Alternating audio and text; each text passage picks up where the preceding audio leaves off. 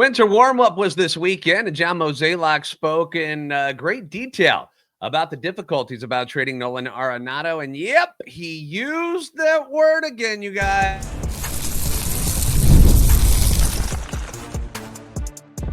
You are Locked On Cardinals, your daily St. Louis Cardinals podcast. Part of the Locked On Podcast Network, your team every day. Hey there, Cardinals fans. I'm JD Haffern, and I am your host for Locked On Cardinals, part of the Locked On Podcast Network, covering your team every day. You give me a follow on Twitter X at JD Sports Radio and the podcast at LO_Cardinals. I want to thank those of you who make Locked On Cardinals first listen every day. We're free and available wherever you get your podcasts. You can also find us on YouTube. Like, subscribe, and comment, and hit that notification button so you know when the new episodes are posted. This is a show serving Cardinal Nation and giving the best fans of baseball all of the info about the birds on the bat. Today's episode being brought to you by FanDuel. From the first whistle to the final drive, FanDuel makes the NFL playoffs even more exciting. Right now, new customers can bet $5 and get $300 in bonus bets if you win your first bet. Visit FanDuel.com to get started. The Cardinals 2025 winter warm-up was this weekend, and the lack of excitement surrounding the event kind of goes hand in hand with the lack of excitement that fans are feeling about the direction of the team this season. Last year, you were coming off a dreadful 2023, but you had some excitement. There was some buzz in the building because of the signing of Sonny Gray, and you had Lance Lynn coming back and Kyle Gibson, plus the announcement that Yadier Molina was going to be rejoining the organization. Obviously, the Yadi thing didn't quite work out the way we wanted it to and became one of the major disappointments of the season. And despite missing the playoffs for a second straight season, the team did improve this past year. I know we tend to forget about that because we're like, oh, they didn't make the playoffs. This team sucked. And they didn't. They had a winning record. They went 83-79. But they finished 6 games out of the wild card. They were 10 back in the division, and fans were clearly displeased with the efforts of the front office and the performance of the team as a whole. And attendance proved that. You saw how bad it dwindled at Busch Stadium. It's going to happen again this year. There's a lot of upset Cardinal fans right now. And normally at this time of year, Mo and the front office would be working on making some sort of additions to the team to bring them closer to playoff contention. We would be ripping him for, targeting low-hanging fruit and making fun of his additions and stuff. But instead, the organization is in a transition period. And because the franchise has done almost nothing this offseason, there is very little excitement for things going into 2025 right now. Not only locally, but, nationally, where many experts are just predicting a terrible season for the team. I think, and maybe this is me being a homer, I feel like they're underrating some of the capabilities of some of the guys on this team. Gone our former MVP Paul Goldschmidt now with the Yankees, but last year wasn't the Paul Goldschmidt that we all know and love. He was a shell of his former self. Andrew Kittredge now in Baltimore. That's obviously something that Holt will need to fill in that bullpen. Kyle Gibson and Lance Lynn had their options bought out and are currently free agents. They've talked that, hey, there's conversation that Kyle Gibson could be somebody that they would like to bring back if something else were to happen. But it's been a bit, really, since we had heard from John Mozeliak, really since the GM meetings at the beginning of December. And back then, the priority was trying to trade Nolan Arenado. And sadly, here we are on the backside of January, the back 9 of January, if you will, and nothing has changed, which is a problem because if there's no change, that means there's no progress. All right? There's no progress in what this franchise is trying to accomplish going into 2025. So Mo spoke for quite some time on Saturday at the winter warm-up, and I've got a few of the quotes that I want to share with you, a lot of it dealing with what's going on with Nolan Arenado. So when asked by a fan, what are the plans for Nolan Arenado, Mo replied in kind of the most Mo way ever by saying, it's the elephant in the room. Hopefully we are going to trade him. It really would be best for all parties, but it might not happen. He might still be a Cardinal. We have to wait and see. The offseason is not over. There's still time. By the time we get to Jupiter and open up camp, We would like to have some closure, but that's not to say we will. We're going to have to be patient throughout the next 8 to 10 weeks to see where it gets us. And yes, John Mozeliak used the P word again. That dreaded P word that all of us are sick and tired of hearing. From our fan base right now is a little bit of patience, or a little bit of patience. Plus is a little patience. So just be patient. Being patient about this and too patient. Really just ask for people's patience in all of this. And ask for from our fan base right now is a little bit of patience, or a little bit of patience. Plus is a little patience. So just be patient. Yeah, John. Hey, John. We are sick of hearing the word patience. The fans have been patient. They've been patient since 2011. This is 2025. That's when they won their last championship. And I know it's not an easy thing to do. I get that. Winning a World Series is not something you just, no big deal. They went to the series again in 2013 and lost to the Red Sox. I know that. They've won the NL Central 5 times since their last championship, which is great. Not taking that away from him or the organization, but the NL Central is normally considered one of the weaker divisions. Each year it feels that way due to the market sizes really of the teams involved. You know, Chicago's a big market, obviously, but they're the Cubs. And, you know, they had that what looked like was going to be a dynasty going because they had that great team that ended up winning them a title, and then it just fell apart. It was dismantled really, really quick. But Milwaukee, Pittsburgh, Cincinnati, St. Louis, not big markets, and we know that. And despite making the playoffs every year from 2019 through 2022, they haven't actually won a playoff series since 2019 or even a playoff game since 2020 when they lost the wild card series against the Padres 2-1. They got bounced by the Dodgers in the wild card game in 2021. Damn you, Chris Taylor. And then they got swept by the Phillies in the wild card series in 2022, 2-0. The fans are tired of your plead for patience. They are sick of it. And I don't blame them. And unfortunately, they don't have a choice in all of this because what else are we gonna do? You know, the fan base, the franchise, it's all handcuffed by this situation with the Cardinals wanting to move on, but not being able to move on. So here's more from Mo. Quote, I think priority 1, 2, and 3 is still Nolan. When asked about the deal with Houston falling through, he said, I was a little bit surprised. I think looking back at that, I think when Kyle Tucker was traded to the Cubs, it was almost more like order of operation. Had we been a few days ahead of that, I think there would have been no. Here we are. So, yeah, things happen. And I've said since that vetoed trade happened that Nato turning it down was going to bite the Cardinals. It was going to bite Nolan in the butt. Because believe it or not, Nato is not a hot commodity. Teams aren't lining up to get him like they have in the past. They see the writing on the wall. He's in the decline phase, right? He's in his decline phase. We can be honest about this. Nolan Arenado is in the decline phase of his career. And the power is a big deal, obviously. That's been dissipating the last couple seasons. The bat speed, it's slowing down. But the salary doesn't come down with, his production. He's still getting paid as if he's one of the top, 10 players in the league, which he hasn't been over the last 2 years. And as I've mentioned over and over, until Alex Bregman finally picks a friggin' team, Nato and the Cardinals are screwed. Mo also addressed whether or not the team has asked Arenado to expand his list of teams that he'd be willing to go to. And Mo said it's something that they've talked about, but not something that they've demanded yet. He did say yet. Eventually, it feels like either the Cardinals or Nato or both are going to have to start making some concessions here just to get something done, which is, as Mo says, is in the best interest for everyone involved, which I completely agree with. As much as we respect Nolan Arenado and we think he's a great guy, and it's not that I want him gone from existence on the Cardinals team. It's just better for everybody involved if that was what happened.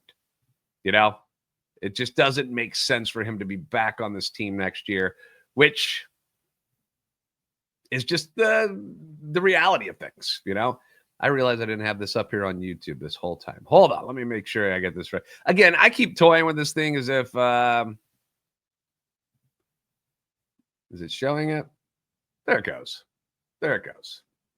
That's what we wanted to look like. Sorry about that on YouTube. All right. So we're going to talk more about what Mo had to say, including his thoughts on perhaps pivoting to trade away pitchers if a Arenado deal doesn't take place. We'll get it to you next on Locked On Cardinals.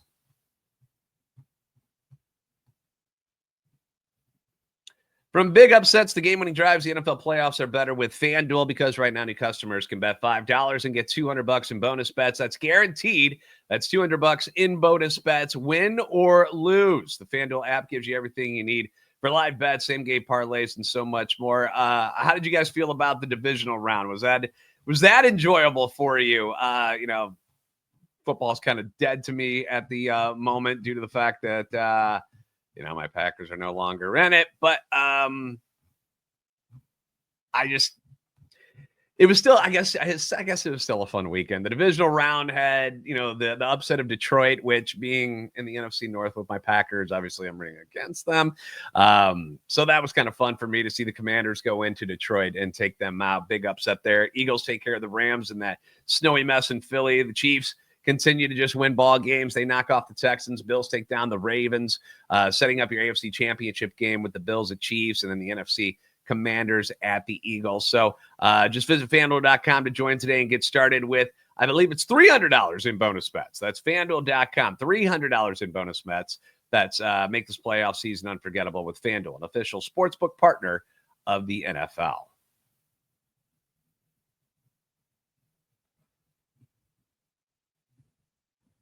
Thank you again for making Locked On Cardinals your first listen every day. Leave your comments on YouTube as well as on Twitter, X, anytime you want. Feedback always welcome and encouraged. So if a Nolan Arenado trade does not go down, which I still think it will, I think they'll figure it out, but also be prepared for this trade to actually suck butts. It's not going to be a good one. It's not going to be something that Cardinals fans are like, woo! Like, it's going to make it feel like we gave Nolan Arenado away. That's what I'm preparing myself for.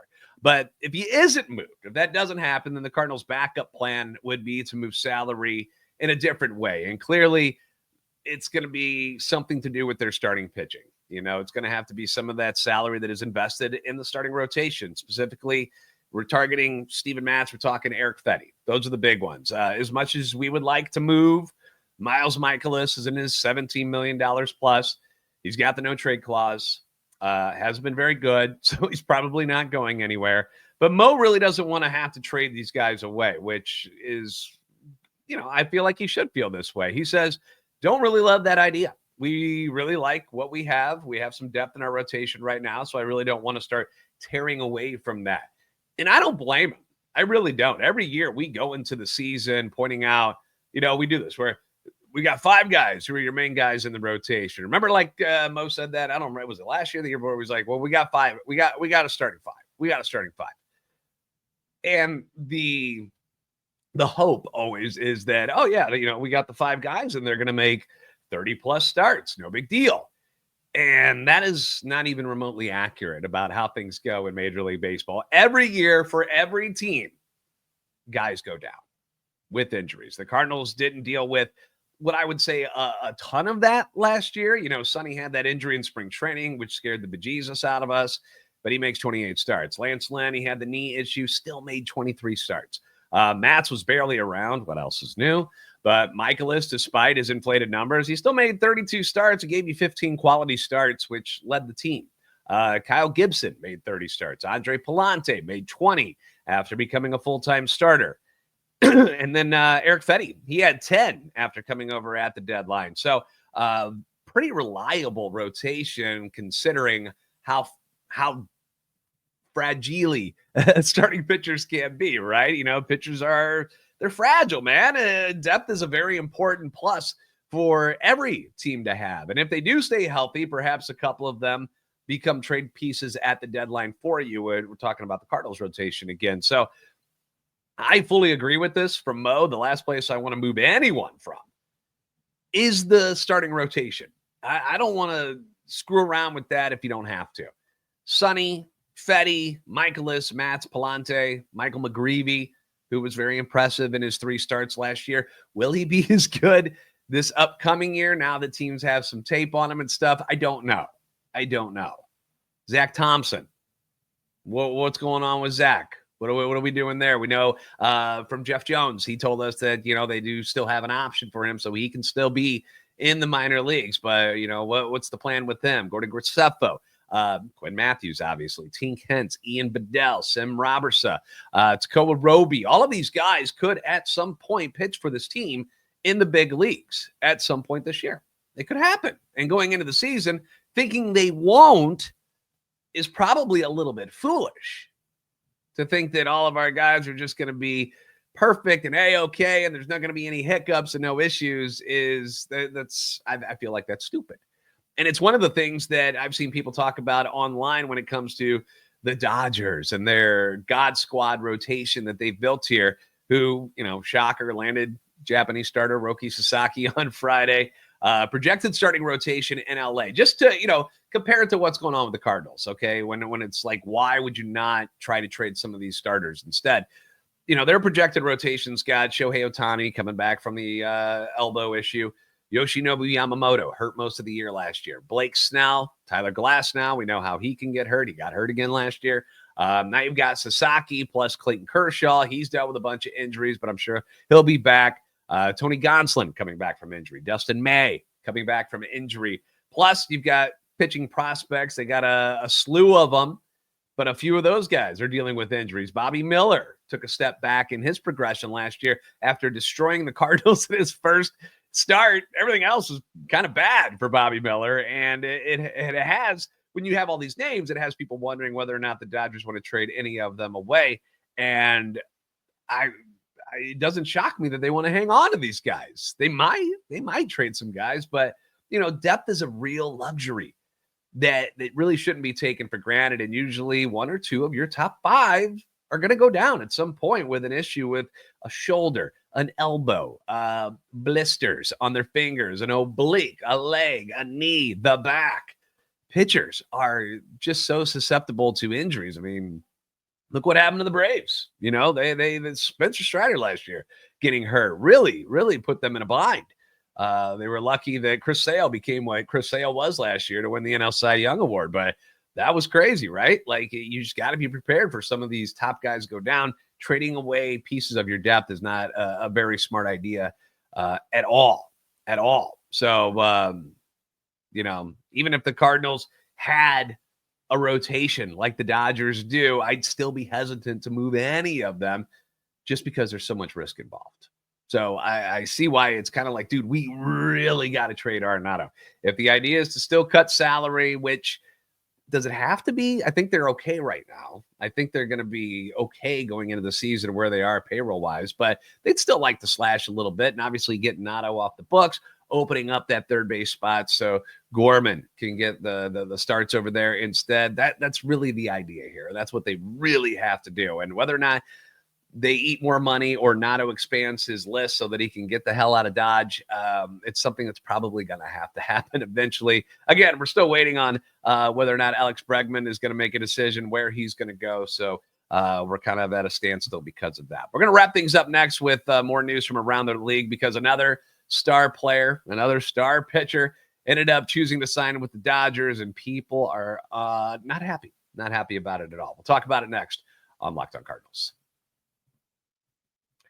Did Rocket Money help you find any subscriptions you forgot about or that you were paying for twice? Because that's definitely happened to me. I'm not joking. This is not me just reading stuff. This is Rocket Money helping me, and now I'm just letting you know they can help you. I had a few subscriptions that I didn't even realize I was still paying for. Stuff on like Twitch, like just giving money away to people. And Rocket Money made it so easy to track them all down. It's like having a personal assistant to help you out with your finances, which I'm not a numbers guy. So I appreciate the help from Rocket Money. It's a personal finance app that helps you find and cancel your unwanted subscriptions, monitors your spending, and helps lower your bill so you can grow your savings. It brings everything together just in one place. Makes it very easy for you, whether it's the subscriptions, which was my problem, your spending habits, or even the goals that you want to hit here in 2025. Let's not forget taxes are coming up here soon. Rocket Money has over 5 million users and has saved a total of $500 million in canceled subscriptions, saving members up to $740 a year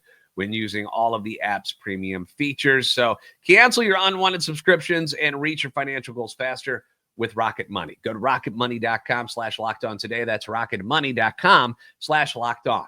rocketmoney.com/lockedon.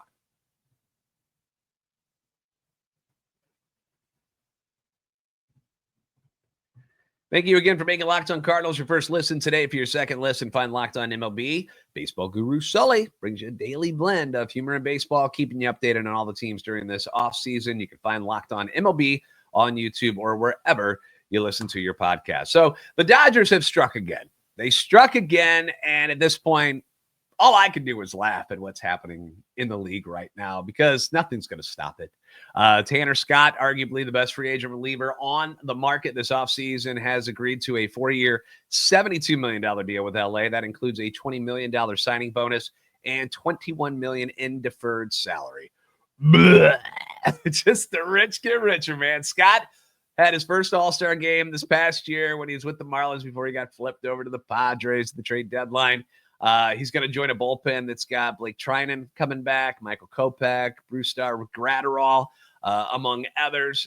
He joins the Dodgers' incredible free agent class, which features the Japanese stars and Roki Sasaki. And I believe it's pronounced Hyesung Kim. I think that's how he pronounces that.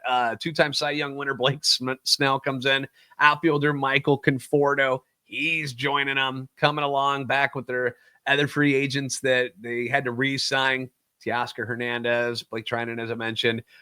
They got that new deal done with former Cardinal Tommy Edman.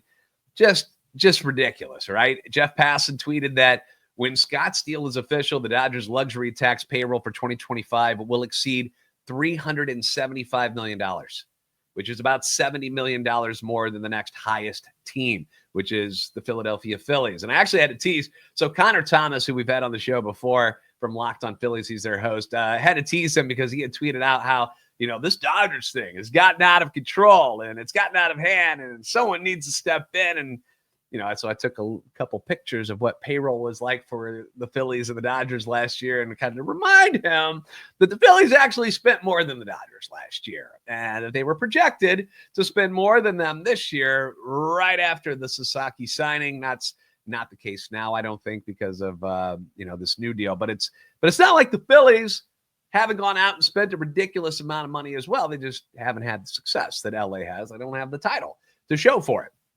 And I wonder, and it got me kind of questioning whether or not if any fan of any teams would be upset if their team was doing what the Dodgers are doing. Would we be mad and asking for change if the Cardinals were doing these things? Like, would it be like, well, Cardinals are ruining baseball, man. We got to get something done here. Would we be like that? Because I don't think we would. I think as a homer for the Cardinals, you're like, dude, if they decided that they were like, you know what? Screw all of you. We're going to get everybody. We're spending $400 million. I think Cardinal fans would be high-fiving each other saying, finally, we're opening up the wallet. We're getting something done here. Now, in Connor's defense, he was more upset with the deferred money that bugs him. And I get that because the Ohtani deal is bonkers. It's nuts, but it's not illegal. It's not illegal. They aren't breaking any rules. They just found guys who were willing to do these deferrals. A lot of guys would rather have the money up front. They don't know, what their life's going to be. Heck, they could be dead by age 40. They don't know. And so they're like, no, I want to get paid now. I'm not going to do this whole thing where you just pay me until I'm like 60. I don't want to do that. But they found some guys who are willing to do that. Plain and simple, the Dodgers are just doing it better. They're just doing it better than everyone else. They're spending, they're investing in their products so that they can win and generate even more revenue, which is the idea. To earn money, you spend money. That's usually the case. And, they found some players willing to buy into that. So I'm not mad at LA at all. It's going to cause some ripples down the road, though. Any of these teams, could have tried to come up with similar ideas, but they didn't. Or if they did, the teams that tried to come up, they aren't currently in cities that players want to go to. It's LA, even though it's been dealing with a lot of, the fires and stuff, which is awful. But it's Los Angeles, man. It's Hollywood. So people enjoy going there. Former rapper turned actor, Ice-T. Very good phrase right here. When people get mad about this stuff with the Dodgers and are pissed off about how things are going, don't hate the player, hate the game. It's not the Dodgers' fault. It's Major League Baseball's fault that they don't have a salary cap or salary floor implemented.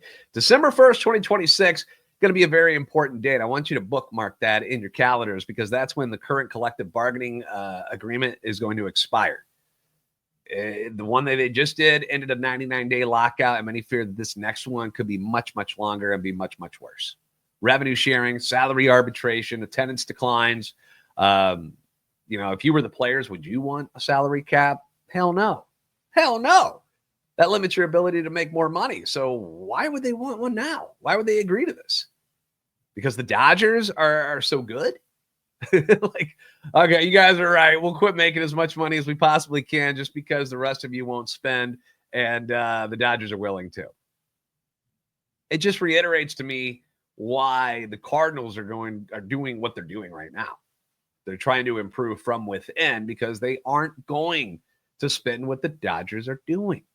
They're just not. That's not where they want to do it business-wise. It's not what they're interested in. So they're going to have to develop their own talent to compete with them and the other big market teams. A lot of the teams around baseball are going to have to start doing it this way if they haven't already. And that's the problem with the Cardinals is they've waited so long to finally put the money into, doing stuff to develop and think about prospects better and all of that's got them where they're at right now. Like if they'd started doing this a few years ago, we wouldn't probably have these issues.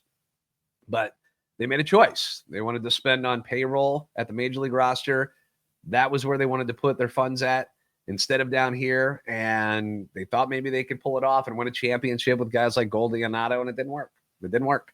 We're going to cover more of the winter warm-up because obviously a lot of people spoke there. Mason Wynn, Brendan Donovan, Quinn Matthews, Jordan Walker. So we got plenty of this to go over throughout the rest of this week. So we'll get into it, I promise you. Thank you for making Locked On Cardinals your first listen every day. If you haven't already, please give us a follow on Twitter X at @LO_Cardinals and at JD Sports Radio. Like, subscribe on YouTube, help our channel, and love for the Cardinals grow. You guys are the best fans in baseball for a reason. We'll see you next time on Locked On Cardinals.